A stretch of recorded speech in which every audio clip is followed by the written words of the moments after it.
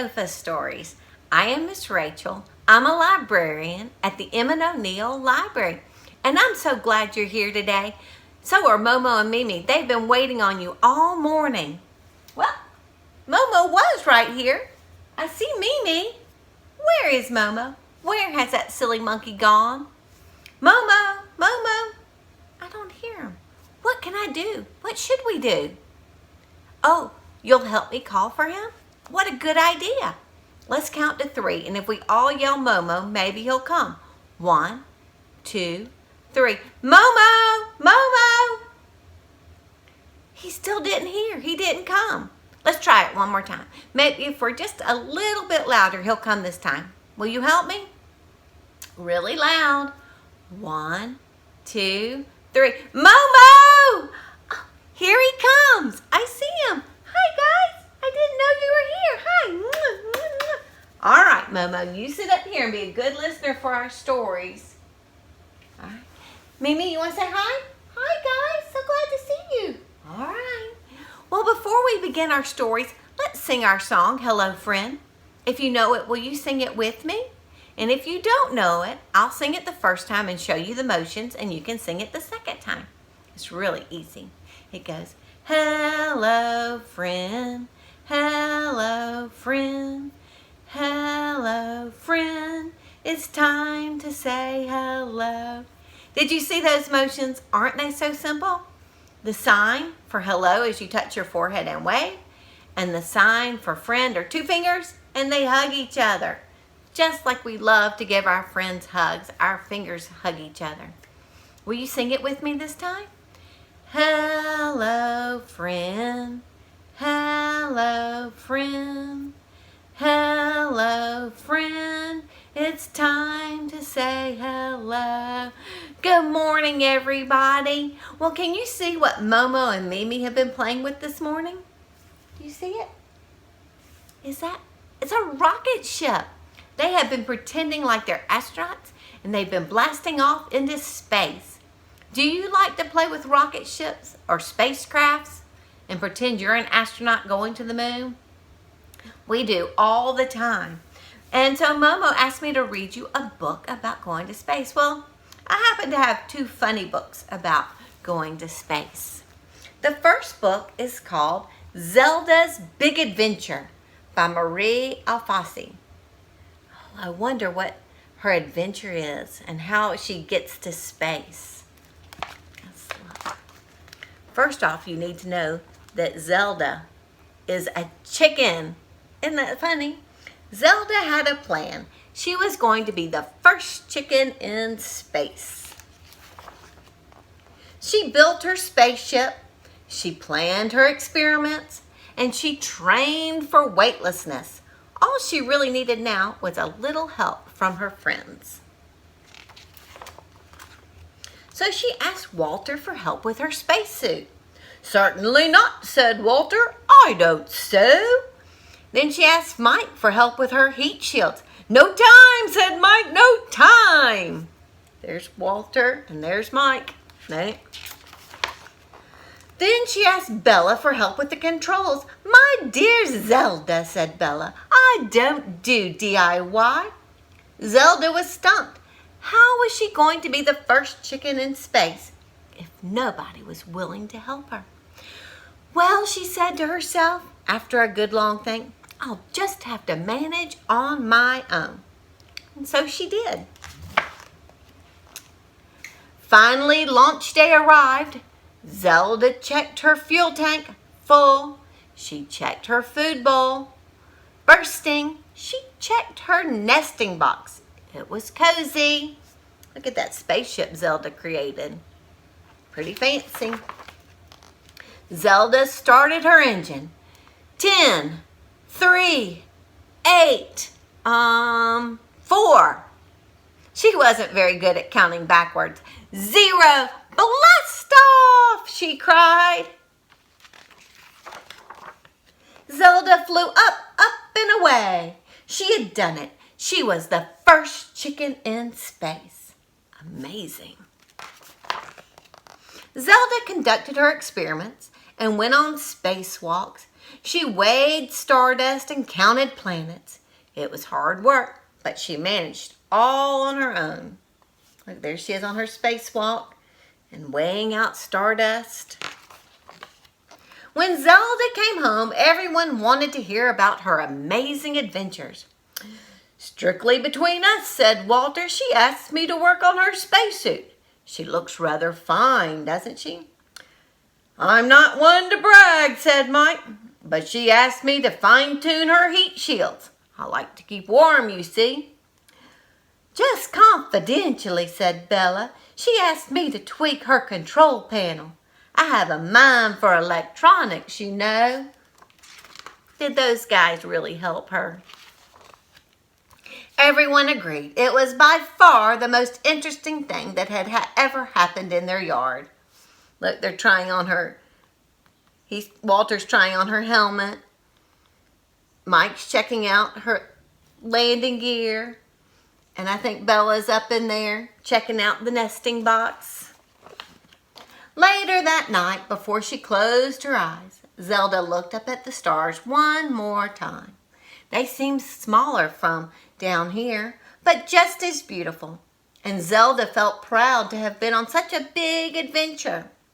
"Space travel is fun," she said to herself, "but it's rather lonely.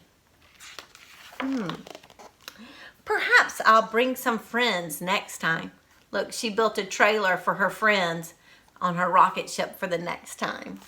Isn't that so silly? Have you ever heard of a chicken in space? Oh, I never heard of that. But that would be interesting, wouldn't it? But it does remind me of a poem I have. I have a rocket here. What color is my rocket? It's a red rocket, isn't it? And it's very fast, I bet. So my poem goes, "One fast rocket blasting off to space. Along came another one, and now they can race." How many do I have now? 1, 2. Will you show me your 2 fingers? That's right. I have a red one. What color is this one? You're right, it is. It's green. I have a green one and a red one. So now I have 2 fast rockets blasting off to space. Here comes another one. Now they can race. What color is that one?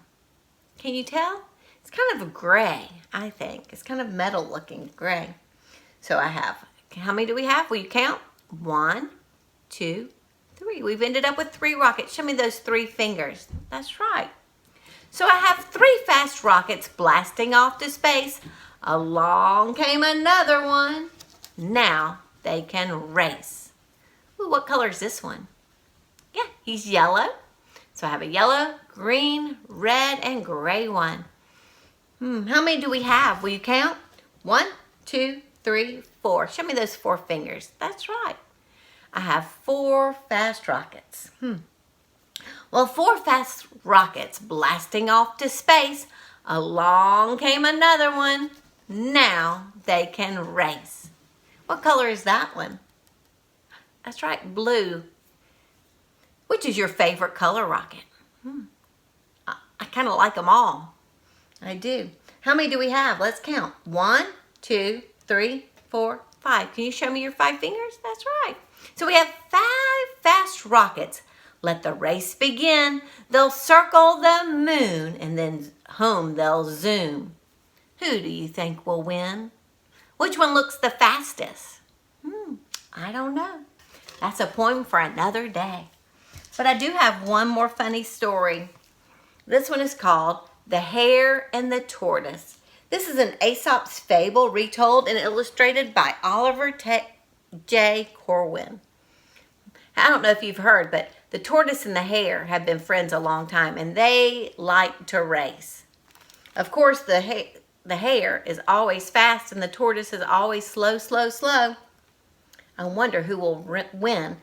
The hare and the tortoise race to the moon. Let's read and find out. Although tortoise and hare had been best friends since they first met in school, Hare always teased Tortoise about being a super slowpoke. One day, deciding enough was enough, Tortoise challenged Hare to a race to the moon. Hare had a lot of money and bought an aerodynamic hyper spaceship of the latest design. Ooh, how fancy. Tortoise, on the other hand, had no money. He made a spaceship all on his own, using whatever parts he could find. Look, he's got his hammer out and nail. He's patching it together. Hare's spaceship was slick, shiny, and super duper fast. Look at him already. Tortoise's spaceship was rinky-dinky and very, very slow. Even Snail, who's slower than slow, laughed at Tortoise. Look at that snail on his spaceship. When they were ready, their friend Squirrel, as loud as he could, began the countdown. Do you think you can help with the countdown? It goes 10, 9, 8, 7, 6, 5, 4, 3, 2, 1, blast off! Hare's spaceship engines rumbled like thunder. Tortoise's just rattled and buzzed. Tortoise's spaceship went put, put, put, put. Whoosh! Hare's whizzed right by him. Woohoo! Eat my dust, yelled Hare. Hare's spaceship nearly knocked some birds clear out of the sky. I'm fast, I'm fast, I'm fast, said Hare. Tortoise's spaceship went put, put, put. Look at that. He's so slow, a bird has even landed on it. I'm so fast I have all the time in the world, said Hare to himself. So he decided to make a few stops before going to the moon. Hare quickly flew to the North Pole and went sledding with a polar bear. Woohoo! Yelled Hare. Then Hare even more quickly flew to the African plains, where the sun is very, very hot, and played cards with a friendly rhinoceros. I wonder where that slowpoke Tortoise is right now, said Hare. Look at them playing cards. Well, Tortoise, super slow, but keeping on track, was already in the clouds. Put, put, put. Keep on going, spaceship, old pal of mine, said Tortoise. Next, Hare soared to the rainforest, where he had a game of catch with a playful monkey. Look at him tossing the ball. Tortoise kept on track, put, put, put, with his spaceship. Finally, Hare decided to fly up through the clouds. Whoosh, whoosh, rumble, rumble. But he stopped to take a nap. I'm so fast I have all the time in the world, said Hare to himself. And boy, did he really snore. There he is on the clouds, sleeping. Night came, and the stars lit the way. Tortoise, super slow, but keeping on track, was way past the clouds and had reached outer space. He looked out at the stars, and smiled. There he is. Hare finally woke up and set its controls for outer space. Whoosh, whoosh, rumble, rumble. Tortoise was looking back at the tiny earth when he heard a noise. Was that Hare in the distance catching up? Could it be? So there's tiny earth. Here's Hare catching up. There's Tortoise. Who's gonna win? Hare's hyper warp drive deluxe engines rumbled with the speed of 1,000 horses. Whoosh, whoosh, rumble, rumble. Hare could see the moon. Hot dog! Tortoise could also see the moon getting closer and closer, bigger and bigger. But Hare's engines got louder and louder, louder and louder. Right before Hare pushed the special lever for super speedy space travel landing, he heard rattle, tattle, clank, bang. Tortoise's landing gear. Hare watched as Tortoise floated down through the bright light of the twinkling stars toward the surface of the glowing moon. Touchdown! A perfect landing. Even though he was super slow and putted along, Tortoise never gave up. He kept on track and finally won the race. Super Slow Tortoise won the race. Can you believe it? "Tortoise, you slowpoke, what are you doing here?" asked Hare after he landed at last. "Never mind that, Hare, you super duper slowpoke," said Tortoise. "Use those hopping feet and jump toward the stars with me. We can jump 6 times higher on the moon." And being best friends, that is exactly what they did. Nobody was mad about who won or lost the race. They played on the moon, jumping up and down, didn't they? And I think they had a great time. So that is the story of the tortoise and the hare's race to the moon. Even though our tortoise is super slow, he won, didn't he? Well, that brings us to the end of our sofa stories. But I need to thank the publishers. Our publishers today are Clarion Publishing and Harry and Abrams Publishing. They were so kind and let me read those fun books to you. But before we go, let's sing Goodbye Friend. Will you help me? It's the same as hello friend, but the sign for goodbye is you touch your chin and wave for goodbye. And the sign for friend again is 2 fingers hugging each other. Will you sing with me? Goodbye friend, goodbye friend, goodbye friend. It's time to say goodbye. Goodbye, everybody. I hope you'll join us again for some more sofa stories.